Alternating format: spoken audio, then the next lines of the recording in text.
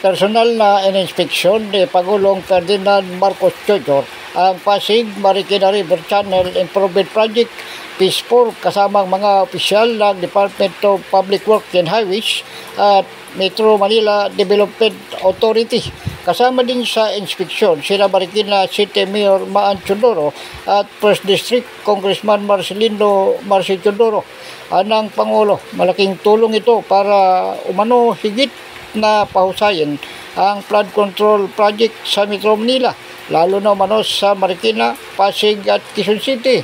Batay sa impormasyon, target na matapos ng pamahalaan ng proyekto sa taong 2031. Kasama sa inspeksyon sila Special Assistant to the President Anton Lagdamio at Marikina City 2nd District Rep.